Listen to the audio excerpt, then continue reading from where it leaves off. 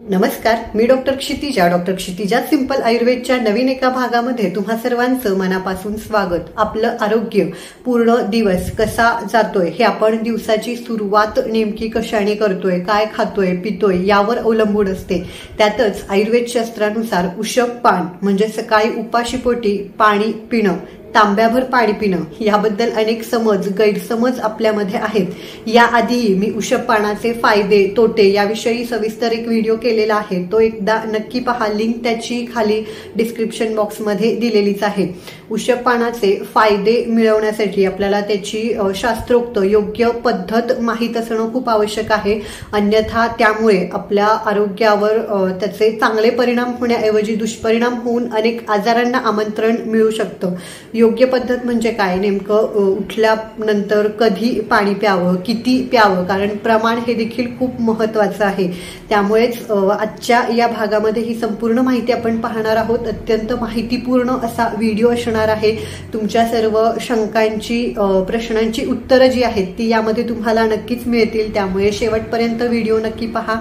आवडला तर अर्थातच लाईक, शेअर आणि हो, अजूनही चॅनल सबस्क्राईब केलेलं नसेल, पहिल्यांदाच व्हिडिओ पाहत असाल तर लगेच सबस्क्राईब करून ठेवा, जेणेकरून अशाच शास्त्रोक्त आरोग्यविषयक माहितीचे अपडेट्स त्वरित तुमच्यापर्यंत पोहोचत राहतील। उषप पानाविषयीचा सर्वात जो महत्त्वाचा मुद्दा मला इथे सांगायचा आहे तो म्हणजेच आयुर्वेद शास्त्रामध्ये जे बृहत्त्रयी 3 मुख्य आचार्य चरक, वाग्भट आणि सुश्रुताचार्य यांनी त्यांच्या दिनचर्या म्हणजेच आपली जी हेल्दी रुटीन आहे दिवसभराची त्यामध्ये कुठेही उषप पानाचा उल्लेख केलेला नाही, परंतु लघुत्रयी म्हणजेच त्यांचे जे अनुयायी होते त्यांनी मात्र काही विशिष्ट काळासाठी काही विशिष्ट आजारांमध्ये उषप पानाचा जो उल्लेख आहे तो केलेला आहे। आणि त्यातच सगळ्यात मोठा गैरसमज आपल्या सर्वांमध्ये मागच्या एक 10-12 वर्षांपासून प्रचलित होताना दिसतोय की सकाळी उठल्यानंतर दात न घासता पाणी प्या। आपल्या तोंडामध्ये लाळ असते आणि त्यामध्ये चांगले बॅक्टेरिया असतात, ते पोटामध्ये जातात, तर याला कुठलाही शास्त्रीय आधार नाही।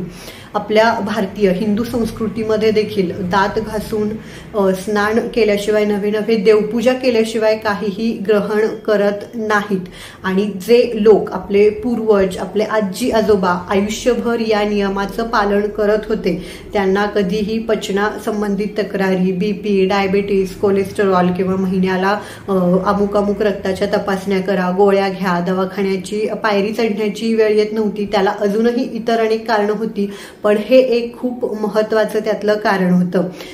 मी तर म्हणेन की त्यांना आयुर्वेद माहीत होता म्हणूनच त्यांनी या नियमांचं पालन केलेलं होतं। आता आपण फक्त ट्रेंड म्हणून काहीतरी गोष्टी फॉलो करतोय ज्याला कुठलाही शास्त्रीय आधार नाही।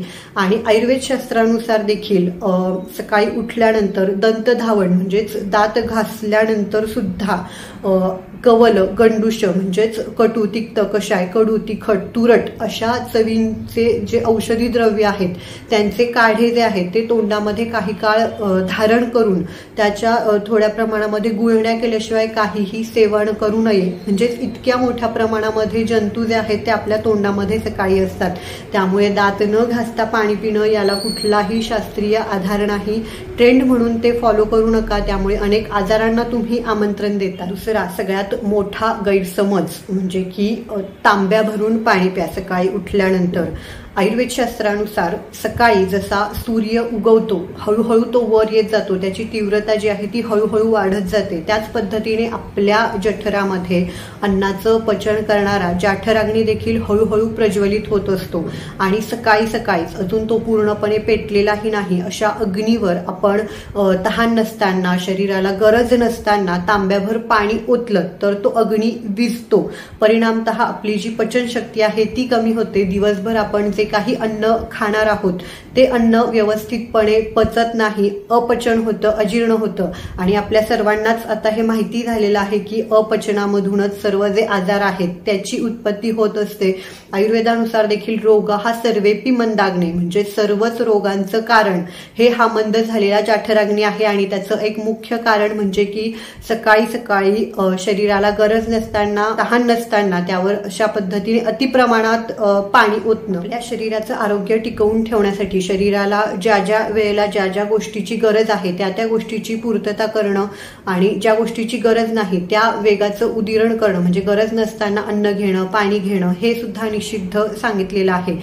फक्त सकाळीच नाही तर पूर्ण दिवसभरामध्ये देखील तुम्ही शरीराच्या गरजेपेक्षा अतिप्रमाणामध्ये पाणी पित असाल तर ते देखील अनेक आजारांना कारणीभूत ठरतं। आता मगाशी सांगितल्याप्रमाणे अजीर्ण होतं, अपचन होतं आणि अन्नाचं पचन व्यवस्थित झालं तरच त्यातून आपल्या शरीराची जी निर्मिती झालेली आहे देहधारणात धातवाहा, सप्तधातू, 7 धातू, रस, रक्त, मांस, मेद, अस्थि, मज्जा आणि शुक्र हे धातू बिघडतात आणि सर्व जे काही आजार आहेत ते उत्पन्न होतात। त्यातही विशेषतः सकाळी जास्त प्रमाणात पाणी पित असाल तर कफाचे आजार, कारण सकाळी 6 ते 10 हा कफाचा काळ सांगितलेला आहे आणि कफ जो आहे तो केन जलेन फलती म्हणजेच जल पाण्याने हा जो कफ आहे हा फलतो, वाढतो आणि अशा पद्धतीने जर का तुम्ही सकाळी या वेळेमध्ये खूप जास्त पाणी पिलात तर कफाचे विशेषतः आजार म्हणजे सर्दी, खोकला होणं किंवा ॲलर्जीची सर्दी आजकाल खूप कॉमन झालेली आहे, सायनुसायटिस, रायनायटिस, दम्याचा त्रास असेल किंवा वजन, चरबी वाढणं किंवा चरबी वजन जरी नाही वाढलं तरी पूर्ण अंगावर एक प्रकारे सूज आल्यासारखी दिसते किंवा शरीरातील पेशींना, अवयवांना सूज येणं, किडनीला सूज आलेली आहे, बरेचसे पेशंट आजकाल पाहायला मिळत आहेत। फॅटी लिव्हर असेल किंवा हृदयाच्या पेशींना किंवा हृदयाची जर का साईज वाढली तर त्याला कार्डिओमेगॅली असं म्हटलं जातं किंवा मेंदू हृदयाच्या पेशींना जर का सूज आली तर त्या अवयवांना रक्तपुरवठा जो आहे तो व्यवस्थितपणे होत नाही, परिणामतः हार्ट अटॅक, मेंदूच्या बाबतीमध्ये जर काही झालं तर स्ट्रोकचा देखील धोका वाढतो। त्यामुळे शरीराला जेवढी गरज आहे तेवढंच पाणी आपण पिणं हे गरजेचं आहे। त्यातच जसं आपल्या अन्नाचं पचन होत असतं, पूर्ण ज्या प्रोसिजरमधून जावं लागतं त्याच प्रोसिजरमधून पाण्याला देखील जावं लागतं। अतिप्रमाणात सकाळीच पाणी प्यायला तर ते पाणी पचवण्यातच आपली जी एनर्जी आहे ती खर्ची पडणार आहे। साधं उदाहरण घ्या व्यवहारातलं, आपण कणिक मळतोय तर ते कणिक मळत असताना देखील त्यामध्ये गरजेपुरतं पाणी टाकलं तर त्याचा छान मऊ असा गोळा तयार होतो, छान पोळ्या त्याच्या तयार होतात। पण तेच आपण अतिप्रमाणात त्यात पाणी टाकलं तर त्याचं काय होतं आपल्या सर्वांना माहिती आहे। साधं एखादं छोटंसं रोपटं घ्या, त्या रोपट्याला देखील आपण जर का गरजेपुरतं पाणी दिलं तर ते छान बहरतं, फुलतं। पाणी दिलं तर ते देखील सुकून जातं।